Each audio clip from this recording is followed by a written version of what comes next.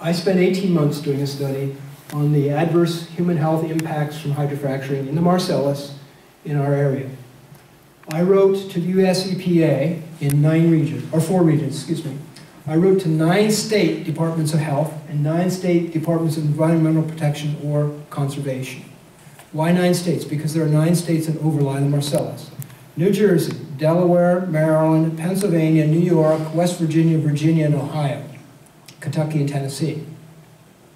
There's only active drilling in 3 states, Pennsylvania, West Virginia, and Ohio. I asked each state and each federal region to provide me documentation of adverse human health impact from hydrofracturing in their areas. They are responsible for human health in their areas, and they're responsible for investigating these incidents, if there are any, and reporting them back to the state. New York State Department of Environmental Conservation Protection, I don't remember what you call it, promised me for 18 months to give me an answer. I never got an answer. Neither did we. Pennsylvania promised me an answer. I did not get an answer, but I got the answers by proxy. There were 961 incidents in Pennsylvania, and believe it or not, the U.S. Coast Guard is responsible for investigating inland chemical spills in this country, the Coast Guard.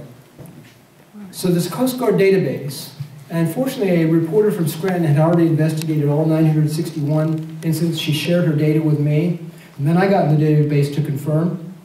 I found that things as simple as, I live in a house here, and a gas field worker rented a house next door, and his gas field pickup truck is leaking oil onto his driveway. That got reported as an incident in the Pennsylvania database. It could have been my truck or your truck, right? But because it was a gas field truck, it got put in the Pennsylvania database as a ground spill. All right, so next one, please. Pennsylvania, 11,000 wells. West Virginia, 1,100 wells. Ohio, 460 wells. No drilling elsewhere. Not one single reported case of adverse human health impact in any of the states or databases I investigated. Not one. 0. Does that surprise anyone? No. Okay.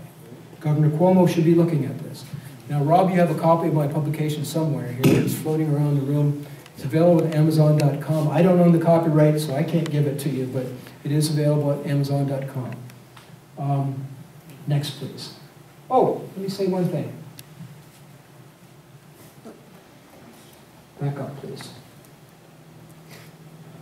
New York DEC eventually responded to, I think, my 3rd or 4th email to them, and I asked them about the ban on hydrofracturing, and I have in writing from them, in an email, hydrofracturing has been in use since the 80s in New York, and has never stopped. Did you know that? Yep. Yeah.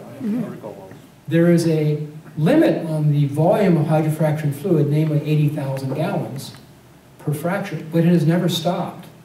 And the people of New York labor under the misimpression that it has stopped. It's still ongoing today.